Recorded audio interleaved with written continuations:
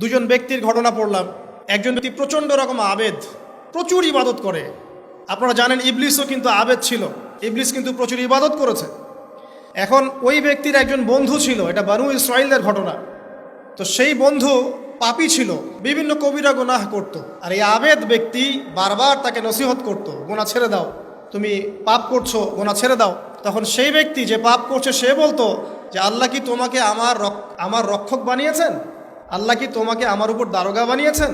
আমাকে আল্লাহর হাতে ছেড়ে দাও, আমাকে নসিহত করতে শোনা।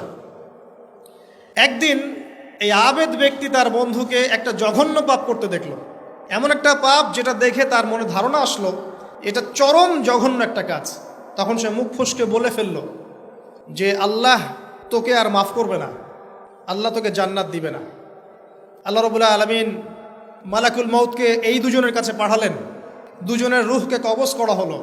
এবার আল্লাহ পাক তার সামনে তাদেরকে উপস্থাপন করে বললেন যে তোমাকে আমার রহমত সম্পর্কে কে গ্যারান্টি দিয়েছে যে আমি কাউকে রহমত করব কি করব না? যাও, আমি তোমাকে জাহান্নামে পাঠালাম, ওই ব্যক্তি যে আমার রহমত প্রত্যাশা করেছে আমি তাকে জান্নাত দিয়ে দিলাম।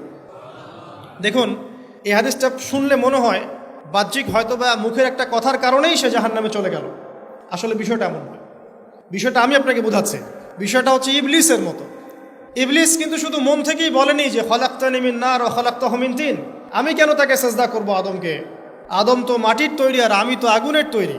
এটা ইবলিসের শুধু মৌখিক স্টেটমেন্ট ছিল না, কারণ কি ছিল? আবা ওয়াস্তাকবার, সে উদ্ধত হয়েছিল, অহংকার প্রদর্শন করেছিল। ভিতর থেকে ইন্টারনালি সে অহংকারী ছিল, সে আন্ডার এস্টিমেট করে কথাটা বলেছে, শুধু মৌখিকভাবে বলে নাই। কিন্তু ঠিক এই ব্যক্তির ঘটনা এমনই, সে মন থেকে অহংকারী হয়ে উঠেছিল, যদিও বা সে আবেদ ছিল। এখানে আমরা যারা প্র্যাকটিসিং মুসলিম হওয়ার চেষ্টা করছি আমাদের জন্য এখানে নিদর্শন আছে। অচত নামাজ পড়েই ভেবে বসবেন না যে অনেক কিছু করে ফেলছে, এক চিল্লা দিয়ে মনে করে ফেলবেন না যে দিনের জন্য অনেক কিছু করে ফেলছে।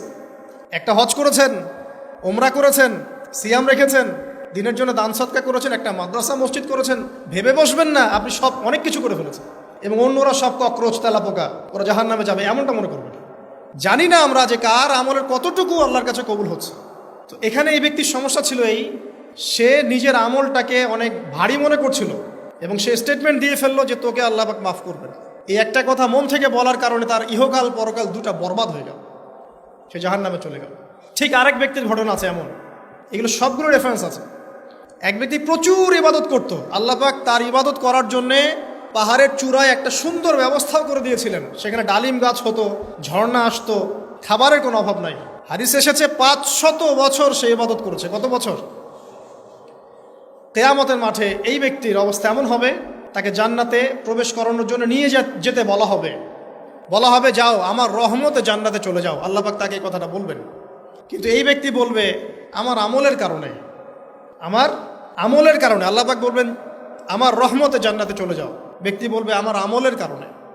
আল্লাহ রাব্বুল আলামিন তখন তাকে দেওয়া সমস্ত নেয়ামতগুলোকে এক পাল্লায় করবেন আর তার সমস্ত আমলকে আরেক পাল্লায় করবেন।